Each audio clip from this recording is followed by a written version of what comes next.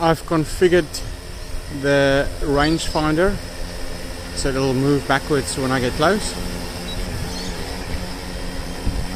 I have it on about, I think, 2 meters or something, and that is working, but I've only configured it so it will work about a half a meter from the ground, so it keeps on going down, so at some point it's probably going to stop working. It's running through I2C, and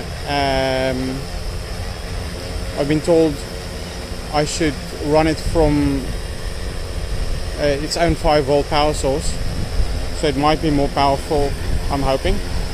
So I'm just lifting it up a little bit because it keeps on going backwards. So that's working well. I'm happy with that. So, and it seems to be nice and stable. It does look like it's leaning a little bit to the left, but there is some wind to the left, so it makes sense.